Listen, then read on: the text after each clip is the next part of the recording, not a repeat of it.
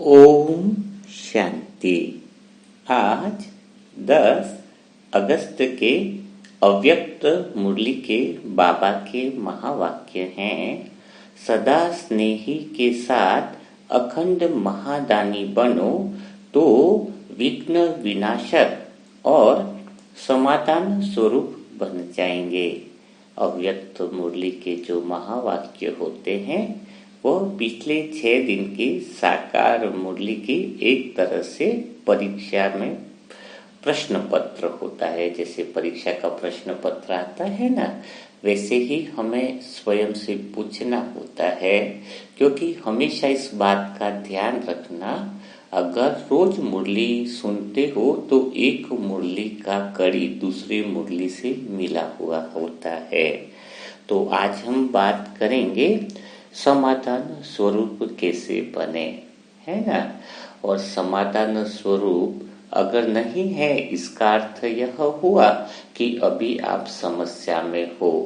तो अब प्रश्न उठता है कि अगर आप समस्या में हो तो वो सारी समस्याएं खत्म कैसे हो सकती है ना।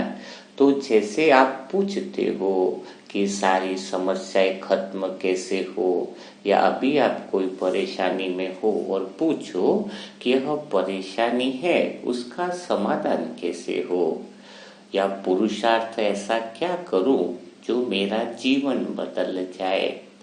तो जब कहते हो या पूछते हो कि इस समस्या का समाधान क्या है ना, अभी मैं आगे क्या करूं, है ना। यह बहुत बड़ा प्रश्न कईयों के आता रहता है।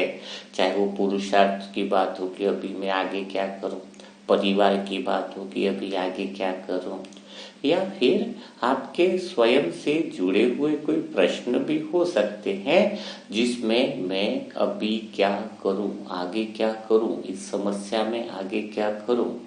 तो इसका सही जवाब क्या होगा। जब तक सही जवाब नहीं मिलेगा तो आप समाधान स्वरूप बन ही नहीं सकते हो। तो इसका सही जवाब ढूंढने का पहला तरीका क्या है ना, उस पहले तरीके पर जाना होगा।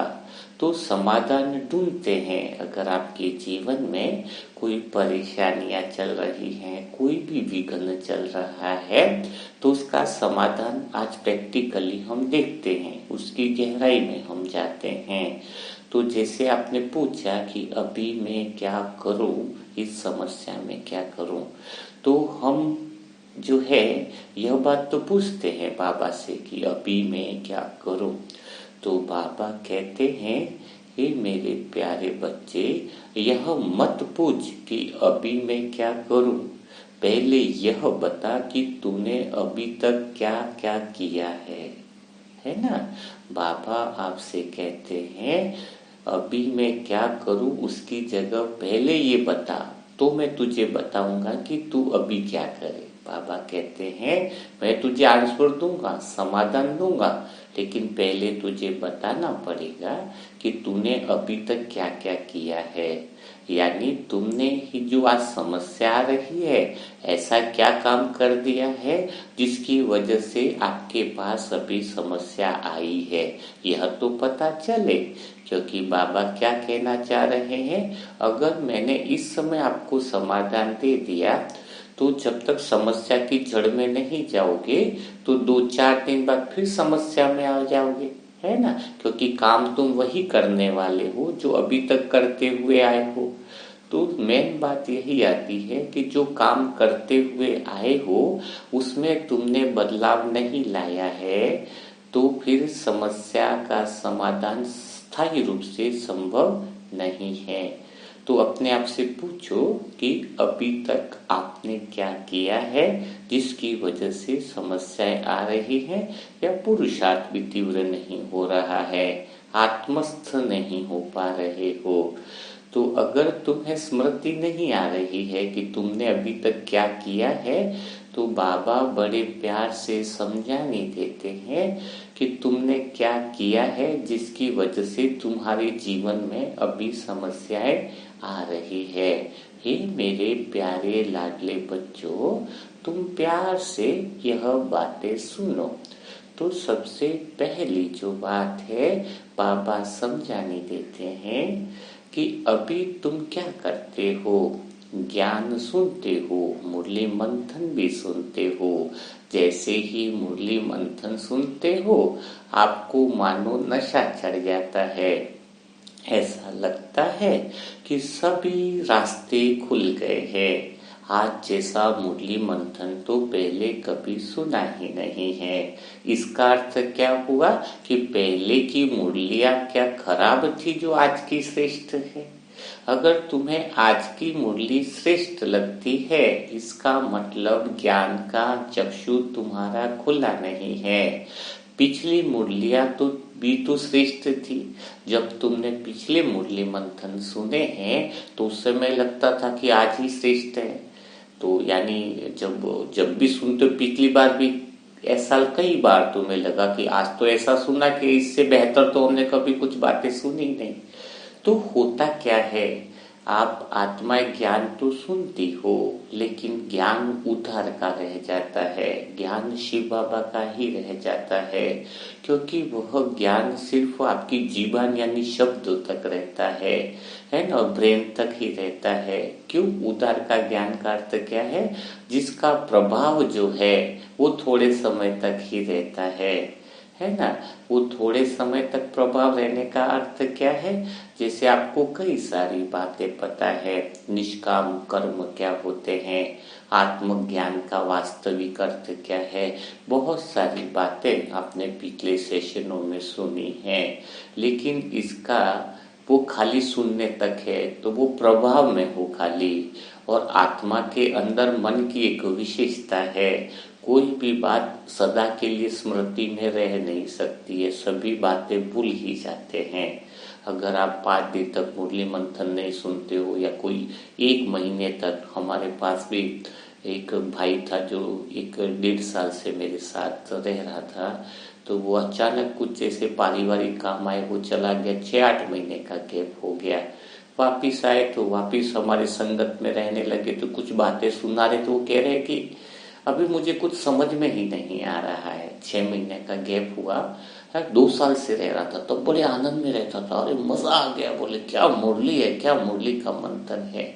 और 6 महीने का गैप हुआ और जब वापिस आया तो बता रहा है कि मुझे कुछ समझ में नहीं आ रहा भाई जी। तो इसका अर्थ क्या है कि पहले जो उसको समझ में आ रहा था ना, वो भी उसको कुछ समझ में नहीं आ रहा था। वह ज्ञान खाली मुरली मंथन का था, बाबा का ज्ञान था, वह खाली प्रभाव क्षेत्र में था। उसका ज्ञान, वह ज्ञान उसका अपना कभी बना ही नहीं। तो आप आत्माएं भी इसी तरह की गलतियां कर रहे हो, ज्ञान सुन रहे हो, खाली जीवन तक है, स्मृति तक है। सत्युग में भी कहाँ ज्ञान याद रहेगा, शरीर अभी छूटे तो भी ज्ञान कहाँ याद रहेगा। याद तो नहीं रहेगा लेकिन जो संस्कार बन जाएंगे, जो जीवन हम प्रैक्टिकल जीना चालू कर देंगे, वह हमारे साथ चलने वाला है ना। तो अभी जैसे ज्ञान सुन रहे हो वह आपका ज्ञान है ही नहीं, शिव बाबा का ज्ञान है। उसको खाली लेकर नाच रहे हो, मुझे इतनी समझ मिल गई, मुझे अहंकार क्या है पता चल गया, कामनाएं क्या है पता चल गया, बस खाली उछल रहे हो, लेकिन वह जीवन में नहीं उतारा है। जब किसी सवाल का उत्तर पता होता है तो सवाल मुश्किल नहीं लगता है। जब तुम मुरली मंथन सुनते हो, बाबा के द्वारा बताई हुई बातों को प्यार से सुनते हो, तो बाबा तो हर पॉइंट की गहराई में इतना लेके जाते हैं, बिल्कुल आर पार आपको कर देते हैं, इतने सहज रीति से परोस देते हैं ज्ञान को कि आपको लगता है कि यह तो बहुत सहज है। निष्काम काम क्या है, निष्काम कर्म तो बहुत आसान काम है। आत्मज्ञान क्या है, आत्मज्ञान तो बहुत आसान है। जैसे आत्मज्ञान का आपको अर्थ बताया ना, आत्मज्ञान का अर्थ यही है कि तुम जिसको ढूंढ रहे हो वह संसार में नहीं है, जिसकी खोज तुम संसार में कर रहे हो उससे मन पूर्ण नहीं हो सकता है। यह समझ ही आत्मज्ञान है। तो सुनने में तो बहुत ऐसा लगता है कि सहज बात है। अगर इतनी ही सहज बात थी तो आज तक क्यों पता नहीं चली, आज तक तुम्हारे अंदर वो विचार क्यों नहीं आए। तो जब कोई चीज सुन लेते हैं तो सहज लगती है, लेकिन वो सहज नहीं होती है, वो बहुत गहरी ज्ञान की कोई रहस्य होते हैं। लेकिन आप तो शरीर तक ही उस ज्ञान को रख रहे हो, प्रैक्टिकल जीवन में जब प्रश्न आते हैं तो उसको इम्प्लीमेंट नहीं कर रहे हो, अप्लाई नहीं कर रहे हो। तुम्हारा जीवन कितना निष्काम बना है, प्रैक्टिकल लाइफ कितनी निष्काम बनी है, पिछले 6 दिनों में देखे तो आपका जीवन कितना कामनाओं से मुक्त बना है। वो प्रैक्टिकल जीवन जो आप अपना रहे हो तो समाधान स्वरूप बनोगे। वो ज्ञान खाली स्मृति में रख रहे हो तो स्मृति तो देह के साथ देह के संबंधों की भी भूलने वाले हो, है स्मृति तो याद रह ही नहीं सकती कोई सदा के लिए। तो जब कोई मुरली मिस भी कर ले, लेकिन जिसने जीवन में वह ज्ञान को अप्लाई कर लिया है, जिसने अपना जीवन ही निष्काम जीवन बना दिया है, जिसको समझ आ गया है, जिसको अंडरस्टैंडिंग यानी बोध हो गया है। ज्ञान का बोध होना बहुत गहरी बात है। बस खाली कोई कंप्यूटर या कोई फाइल को कॉपी पेस्ट करते, वैसे मुरली मंथन लिख लिया तो कॉपी पेस्ट हो गया ना, वो तो जीवन में कहाँ उतारा। तो जीवन में जो आत्माएं उतार देती हैं संसार से, उसकी वो खोज खत्म हो जाती है, जिसकी कर्मेंद्रिया प्रैक्टिकल में शांत होने लगती है, जिसका जीवन प्रैक्टिकल में निष्काम होने लगता है, वह फिर उसको याद की जरूरत नहीं है। निष्कामता का अर्थ क्या है, ज्ञान का अर्थ क्या है, जिसकी चेतना का स्तर ऊंचा हो जाए, जिसको बोध होने लगे, जिसको अनुभव होने लगे, जिसका जीवन ही ज्ञान युक्त बन जाए, तो कहेंगे कि वह ज्ञान आपका है, शिव बाबा का नहीं रहा। शिव बाबा का ज्ञान तो उधर का हो गया अगर आप उसको इम्प्लीमेंट नहीं कर रहे हो। लोगों को सुनाने का जीवन का ज्ञान हो गया। कोई पूछे आपको आत्मज्ञान क्या है, व्यक्तिगत अहंकार क्या है, मैं और मेरा क्या है, तो वो ज्ञान खाली आपको सुनाने का मजा आ रहा है, जीवन तक है, जीव तक है ना। तो वो ज्ञान आपका हुआ नहीं। जैसे ही आप थोड़े, जैसे भी राखी का त्योहार हुआ, कई लोगों ने मुरली मंथन मिस किया होगा। क्यों मिस किया? क्योंकि उनको ज्ञान का महत्व थोड़ी पता, उनको तो सुनाने तक है ना, बस सुना और सुनने के बाद ऐसा लगेगा कि हमने सब कुछ जान लिया। जो वो सबसे बड़ी अज्ञानता का नशा है कि अब तो मुझे कुछ जानने की जरूरत ही नहीं है ना, सुन लिया। क्योंकि बाबा हर बात को ऐसा स्पष्ट तरीके से सामने परोसते हैं कि ऐसा लगता है कि अब तो कुछ जानने की जरूरत नहीं है ना। लेकिन जब जीवन के प्रश्न आते हैं, जीवन में क्या करना है, ऐसी प्रैक्टिकल जीवन में जब क्वेश्चन मार्क आते हैं, तब तो आपको समाधान मिलता नहीं है। क्यों नहीं मिलता है? क्योंकि उस ज्ञान को आपने अंदर अप्लाई नहीं किया है, कॉपी पेस्ट कर दिया है खाली, है ना। जैसे चंद्रमा चमकता है तो चंद्रमा की रोशनी की कितनी बड़ी वैल्यू है, चांदनी के लिए कितनी सारी बातें कही गई हैं, चांद की चांदनी कितनी बढ़िया है, लेकिन आपको पता है चंद्रमा की अपनी कोई भी रोशनी नहीं है। सूर्य की वजह से चंद्रमा चमकता है, सूर्य की रोशनी चंद्रमा पर पड़ती है, वो प्रकाश हमें दिखाई देता है। लेकिन बात सूर्य की तो हो नहीं रही है, चंद्रमा जूठे कमल में ही चमक रहा है कि उसकी रोशनी है जबकि उससे तो बहुत बड़े बड़े तारे हैं। तो आप भी अभी जो चमक रहे हो, थोड़ा बहुत उमंग उत्साह दिखता है, लेकिन वह बाबा के ज्ञान की गहराई की पॉइंट के आधार पर है। लेकिन आपका जीवन वैसा नहीं बना है जो जीवन आपका उतर जाए, बाबा का ज्ञान आपके दिल में उतर जाए, वो समझ उतर जाए, और बिना उतरे आप समाधान स्वरूप बन नहीं सकते हो। अभी अगर बात की जाए तो अंदर जब कोई बात उतर जाती है तो अंदर बात उतरने के लिए आपको स्वधर्म की वैल्यू को समझना होगा। जो आत्मा स्वधर्म की तरफ नहीं जाती है वह कभी भी समाधान स्वरूप नहीं बन पाती है। स्वधर्म की तरफ जाने का मतलब है, बाबा कहते हैं कि मेरे प्यारे बच्चों, स्वधर्म का अर्थ है प्रेम और ज्ञान के मार्ग पर बढ़ना ही स्वधर्म है। वही आत्मा की तरफ बढ़ना है, वही आत्मस्थ होना है, वही परमात्म प्रेम में लवलीन होना है। तो स्वधर्म जब अपने जीवन में आप उतारने लग जाओगे, यानी आपके जीवन में वह प्रेम आने लग जाए, वह ज्ञान आने लग जाए, वह समझ आने लग जाए। प्रेम भी बिना ज्ञान का व्यर्थ है, बिना ज्ञान के प्रेम संभव नहीं है। कार है लेकिन पेट्रोल नहीं है तो महत्व नहीं है, वैसे ही प्रेम है ज्ञान नहीं है तो महत्व नहीं है। तो प्रेम और ज्ञान को साथ में लेकर आत्मा की तरफ बढ़ना या परमात्मा की तरफ बढ़ना, यही तो स्वधर्म है।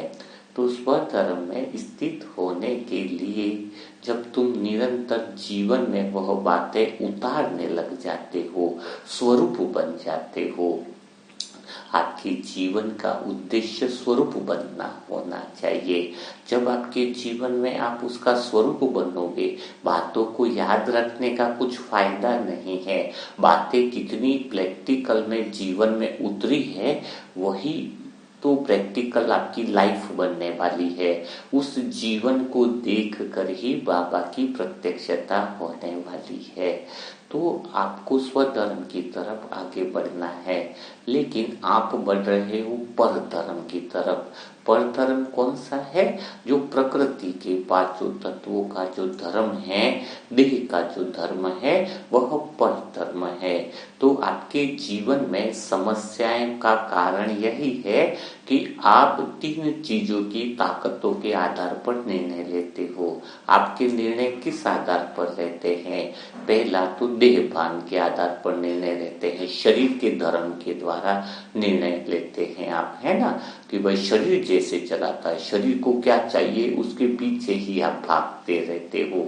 शरीर को ये चाहिए, शरीर को वो ही चाहिए, शरीर को स्मार्ट बनना है, शरीर को रहने के लिए बहुत बड़े बड़े घर करने हैं, तो शरीर के पीछे ही भागना है ना, उसी के आधार पर आप निर्णय लेते जाते हो, तो आप समस्याओं में उलझते जाते हो, स्वधर्म की बजाय पर धर्म की बेड़ियों में फंसते जाते हो। तो पर धर्म में यानी क्या बात हो गई? पहली हो गई शरीर की बात, दूसरी हो गई आप समाज की रीति रिवाजों की मान्यता के अनुसार चलते हो। आपका जो निर्णय लेने का तरीका है वह समाज के जैसे रूल्स है, राखी है तो मुझे राखी में ये करना वो करना, मान्यताओं के कारण परंपराओं के कारण निर्णय लेते हो। मुझे समाज ऐसा नहीं करना, मुझे वही काम करना है जो आज तक चला आ गया है, जो परंपराओं से चला आया है, आप वही काम करना चाहते हो, तो फिर वही पाओगे जो आज तक पाते आए हो। भगवान को भी छोड़ देते हो, भगवान की बातों को छोड़ देते हो, योग छोड़ देते हो, अमृत वेला छोड़ देते हो। इन परंपराओं के कारण तुम भगवान के सत्य ज्ञान को छोड़ देते हो। इन समाज की परंपराओं और मान्यताओं के कारण तुम अपने स्वधर्म को छोड़ देते हो। तो सोचो तुम क्या क्या चीजें इस सत्य के लिए छोड़ देते हो। सिर्फ आपके निर्णय समाज और परंपराओं के कारण होते हैं। कई आत्माएं तो शादी भी कर लेती हैं सामाजिक बाबा के बच्चे बनने के बाद, जिसको पवित्रता पर रहना है, जिसको सत्य मार्ग पर चलना है, लेकिन समाज की परंपराओं के वश, निर्णयों के वश इतने उनके निर्णय समाज की परंपराओं से बंधने के कारण हो जाते हैं।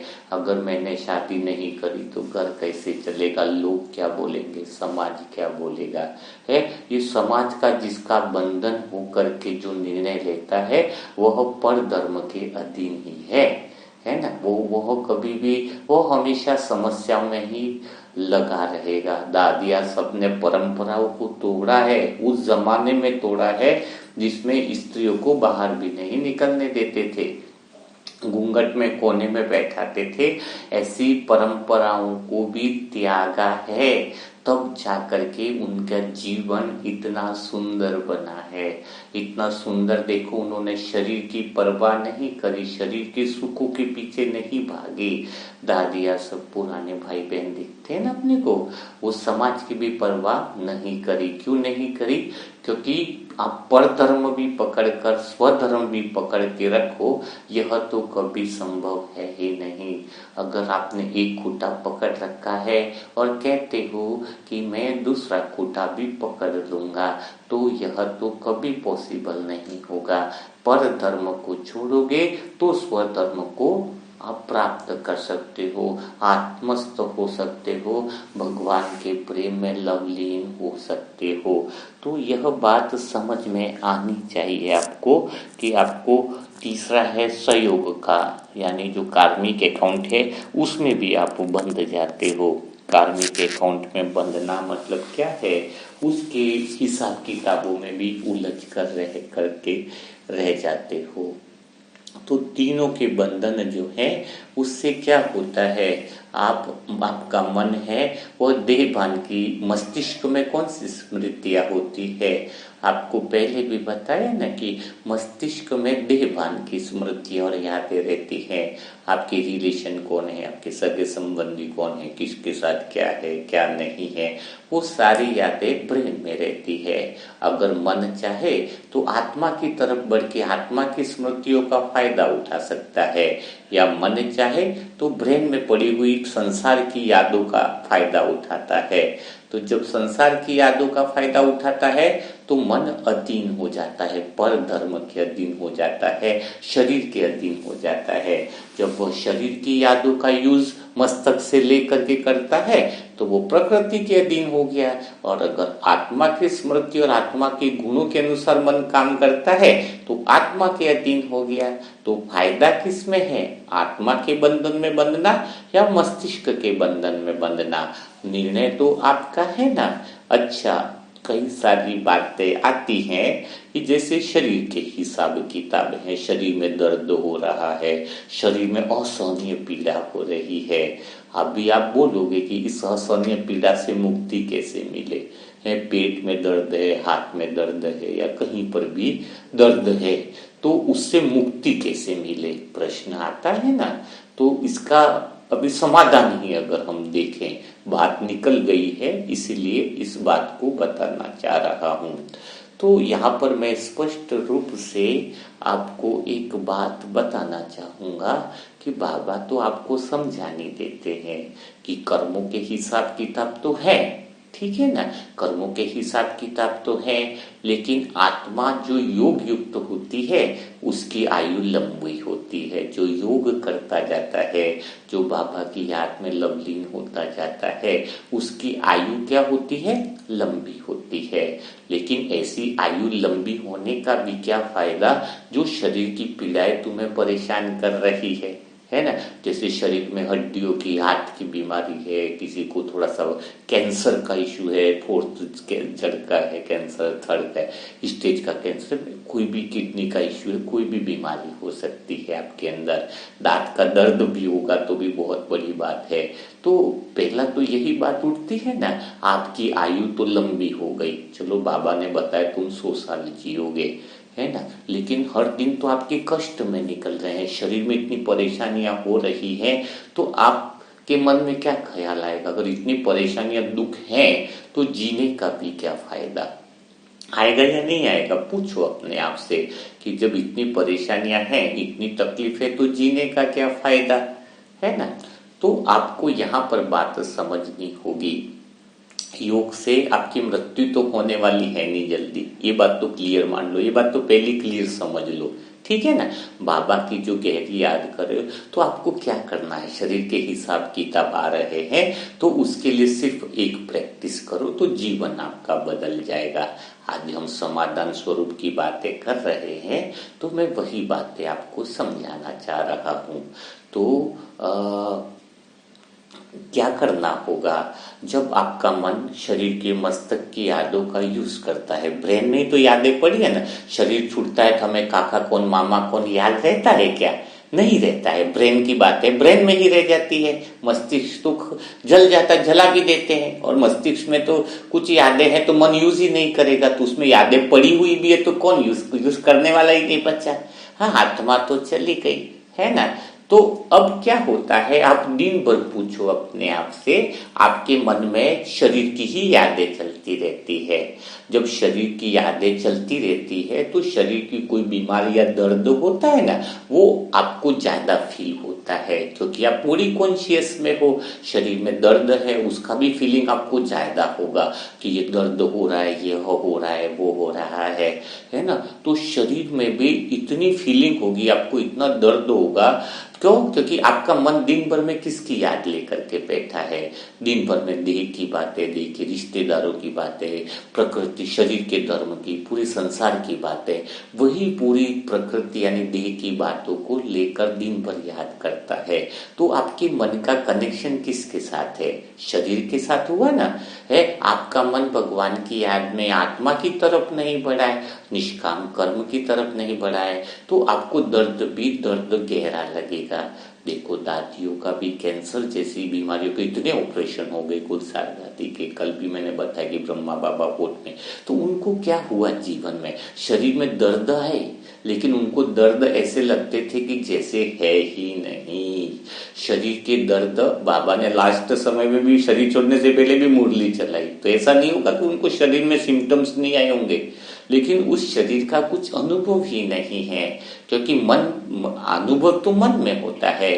अब मन किससे जुड़ गया? आत्मा के साथ जुड़ गया। तो मन किसकी यादों का यूज कर रहा है? आत्मा की यादों का, आत्मा के गुणों का। तो शरीर के दर्द उसको अनुभव ही नहीं होते, अनुभव ही नहीं होंगे। बहुत गहरी और बहुत रास की बात है। मन उसका एकदम फ्री हो जाएगा, एकदम फ्री हो जाएगा, है ना, अशरीरी जैसे। इसलिए कहते हैं कि जो आत्मा अशरीरीपन का ज्यादा अभ्यास करे ना, दिन भर 5 बार, एक डायबिटीज पेशेंट है, उसकी मैं बहुत गहरी चीजें बताऊं, मैंने उसको बोला, थोड़ी बातें कड़क रहती हैं, तो डायबिटीज था, 5 साल से गोलियां वगैरह ले रहा था, डरा रखा था उसको। तो हमारे इधर शिविर में आए तो हमने ये बात करी कि क्या बात है। मैंने कहा तुम एक काम करो, कल से गोलियां बंद कर दो।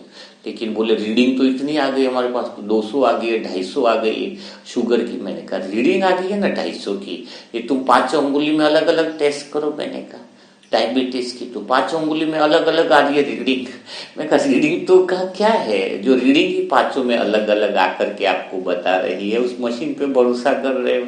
चलो एक मशीन है जिससे चेक किया, मतलब एक काम करो दूसरे मशीन से चेक करो, तो एक मशीन में 180 बताई और एक मशीन में उसकी बताई 139 डायबिटीज शुगर। मैंने कहा दोनों मशीन भी तुम्हारी अलग अलग बता रही है। तो ये सब डॉक्टर लोग घुमा देते हैं, है ना। हमने कहा कि अशरीरीपन की प्रैक्टिस करके उसको कमेंट्री दी कि शरीर मेरा मुर्दा पड़ा है, मैं आत्मा आराम से देख रही हूँ, शरीर को जला रही है, शरीर को सारे लोग जला रहे हैं, और आराम से मैं आत्मा साक्षी होकर के डिटेच होकर देख रही हूँ।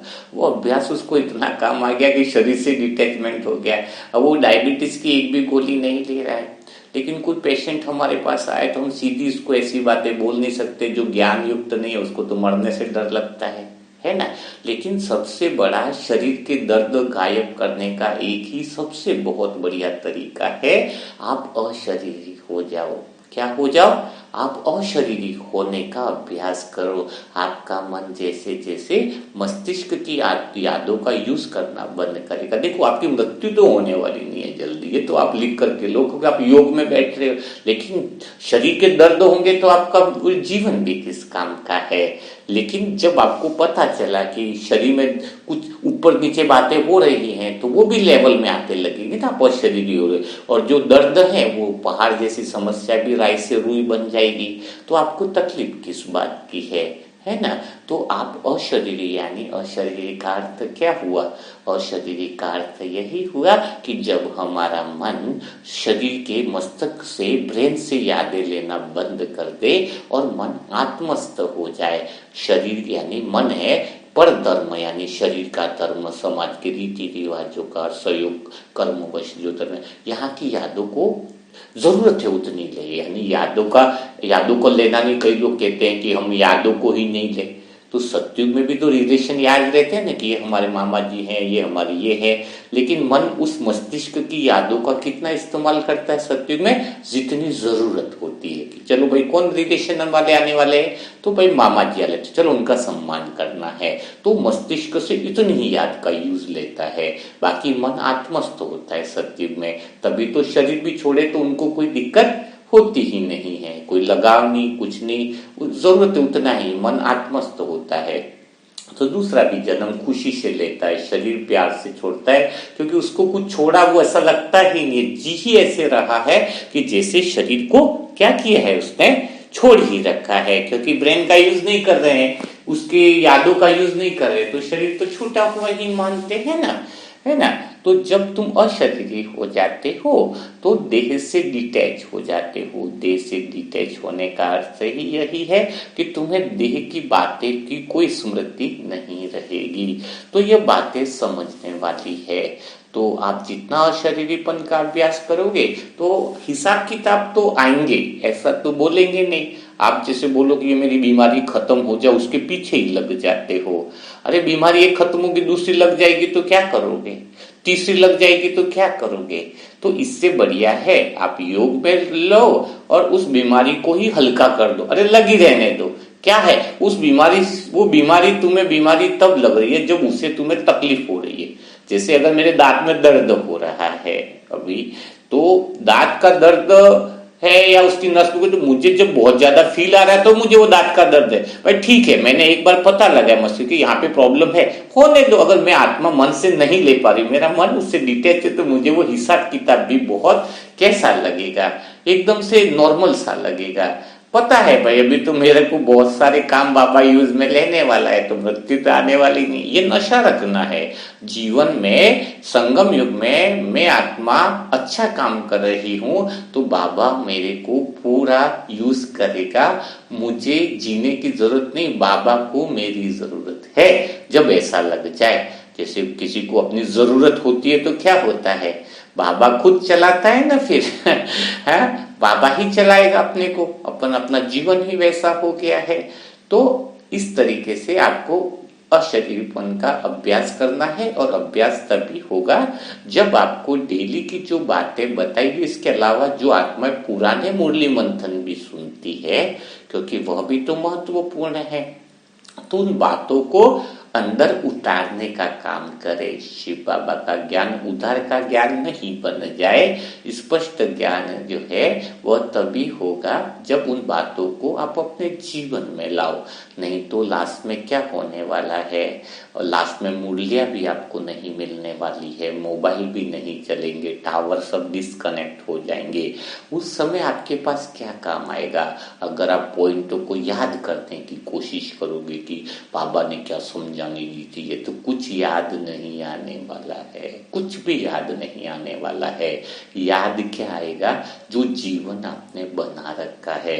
जैसे आपने संसार से कुछ लेना ही नहीं है, निष्कामता का जीवन बना रखा है, बिना कामना वाला जीवन बना रखा है, तो वो प्रैक्टिकल लाइफ में जो अप्लाई किया है वह तुम्हें याद नहीं करना पड़ेगा, वह स्वतः ही याद तुम्हारे अंदर बनी हुई रहेगी। तुम्हें देखकर दूसरी आत्माएं याद करने लगेगी कि वास्तव में यह है प्रैक्टिकल जीवन।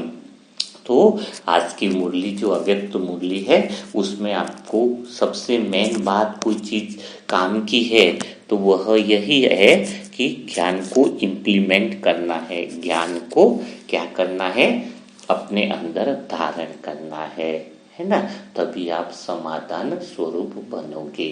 तो अभी पिछले 7 दिन में जो पॉइंटें जैसे आई हैं उसको थोड़ा बहुत रिवाइज कर लेते हैं, ताकि आप आने वाले 7 दिनों के अंदर भी उस चीजों को अपने जीवन में उतार पाओ। तो कौन सी बातें अपने जीवन में उतारनी है, वो 7 दिनों की पॉइंट को हम सारांश रूप में ले लेते हैं। तो जैसे पिछले 7 दिन की मुरलियों में बाबा ने बताया कि आत्मज्ञान की सही परिभाषा समझाई, और आत्मज्ञान की सही परिभाषा क्या थी कि जो हम संसार में इंद्रियों से खोज रहे हैं उससे कोई भी हमारा मन पूर्ण नहीं हो सकता है। संसार में वह कोई भी ऐसी चीज नहीं है जो मन को पूर्ण बना सके। तो खोज सारी अंदर की तरफ आपकी चली जानी चाहिए। तो आपकी इंद्रियों के लिए कुछ खोजबीन बचेगी नहीं ना, क्योंकि जितना खोजोगे उतने अधूरे होते जाओगे। संसार की कोई भी चीज आपको पूर्ण नहीं कर सकती है। यह बात हमने पिछली मूल्यों में सुनी थी, तो उसको अनुभव करो। और संसार की कोई कामना अगर पूरी भी हो जाती है, जैसे बिल्डिंग बनाना है, बच्चे की जॉब है, कोई भी बात हो, तो बात पूर्ण होने पर भी, वो कामना पूर्ण होने पर भी मन पूर्ण नहीं होता है। इस बात को गहराई से समझने की जरूरत है। नहीं तो हम उस सुख को समझते हैं ना कि ये तो हमने पूरा कर लिया, वो पूरा तो हो गया लेकिन मन तो पूर्ण नहीं हुआ ना। मन अगर पूर्ण होता तो कुछ करने की जरूरत ही नहीं पड़ती है ना। दूसरी बात, हमने छोटी छोटी पॉइंट आपको रिवाइज करा रहा हूँ। रविवार यानी अव्यक्त मूर्ति यानी सभी पॉइंटों की रिवाइजेशन होता है। दूसरी बात क्या रखिए कि हमें संसार से कोई भी रिश्ता, संसार से आपका रिश्ता कैसा है, उस बात से यह समझ में आएगा कि आपने ज्ञान कितना अंदर धारण किया है ना। क्योंकि जिसकी कामनाएं हैं, जिसकी इच्छाएं हैं वह तो उसका संसार के साथ रिश्ता कैसा होगा, संसार से उसका रिश्ता भिखारीपन का होगा, है ना। क्योंकि वो तो लेने वाला है संसार से, कुछ न कुछ उसको संसार से चाहिए है। तो जब उसकी कामनाएं पूर्ण नहीं होगी संसार से, तो संसार उसको दुश्मन लगता है ना। और जो आत्माएं निष्काम बिना किसी कामना के काम करती है, उनको संसार सभी प्रिय लगता है। संसार दुश्मन तब लगता है, या रिश्ते आपके तब खराब होते हैं जब आपने कोई इच्छा करी, कामना करी और उस आत्मा ने आपकी इच्छा को पूरा नहीं किया है। तो हमें देहभान का वह संबंध छोड़ना होगा। संसार हमें प्यारा लगने लगे, हर एक आत्मा से प्रेमपूर्ण जीवन हो, है ना।